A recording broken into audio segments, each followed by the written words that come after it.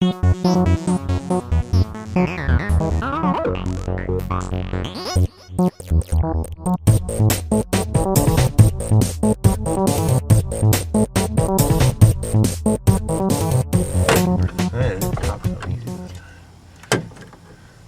find it helps if you hit that spot right there, that little sweet spot. Mm-hmm. Which ends up being right there. And right there. Probably would help to do the front side first, but that worked out pretty well.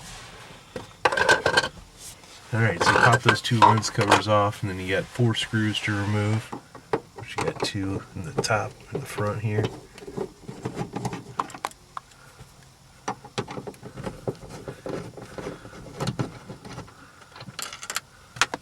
Drop that one.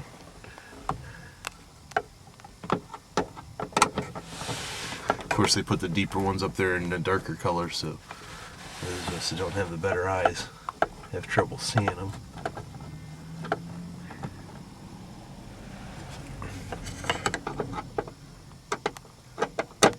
But as you can see, this is about a 2 to 3 minute job removing this thing.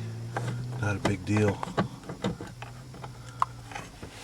Now the newer cords are a little tricky here, where they have this little deal you got to pull down from this end, because they kind of clip in on this edge up here. And then we have 3 harnesses to disconnect. One's the one in the active noise control module here, and the one for the lights, and the other one here, which is the fun one to reinstall because it kind of has a little spot there that it's hard to get into. And that one's for the roof switch. Now, when I was doing this one, I actually was able to swap out the unit without having to unplug any of the harnesses, except for the one for the active noise control. But it's a little bit easier to actually yank the whole thing out. Right, because then you can just take it down, and you can all you got to do is get back hold of your screwdriver again, and then you just have these 6 tabs you have to push on.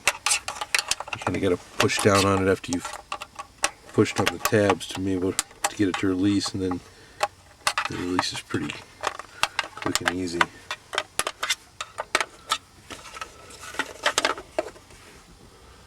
Alright. Okay, to make sure that your active noise control module is the same, you're going to remove it from the original here, which may have been easier to unscrew before removing, because it would have been more solidly installed, but this isn't so hard. We're going to ship it with these screws already installed, because the screws are different. they are shorter, because this one has to be raised up over this one to be able to fit in the space that's provided. And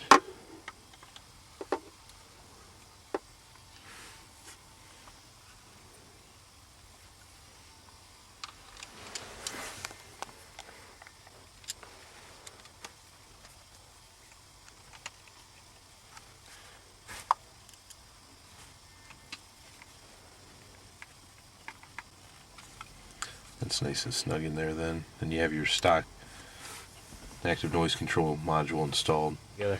So now we're just going to take and slide this through, being careful not to catch those wires, and just snaps right into place there.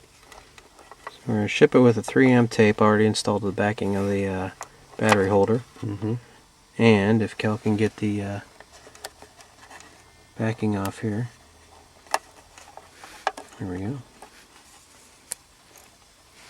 All you're going to do is just route it so that the wires aren't in the way of your plug there, and then just simply take and firmly stick it in the relief area there. All so right, let's put her back up. Now the fun part is trying to get this little bugger slide back down in there, and I know we fiddled with this some the other day. Hey, look at that. First shot. That's the most fun to re-plug in. And the other ones just plug right back in like they should. And the active noise control. Yep. Okay, so one of the things we figured out here upon reinstall is that the clips that these screws hold into move freely inside the roof panel there. So Trying once to you get a install shot. this, You're looking they at slide there, those and you things. need to make sure these are slid back towards the back here. Because when they slide forward on you, it makes it impossible for these screws to catch when you go to reinstall. Now remember, when you reinstall this, you gotta carefully use the screwdriver at this point to kind of tuck the headliner back underneath, since it is fabric there. And then, oh,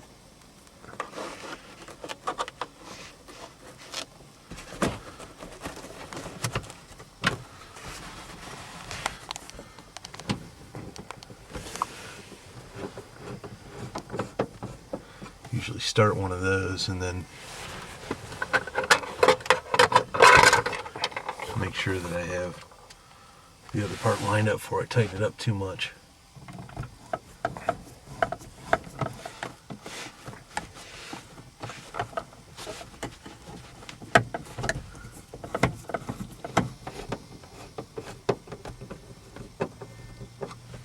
So these just simply snap back into place as such.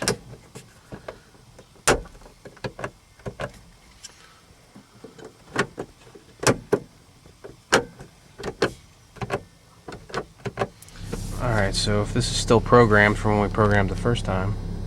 Which it should be.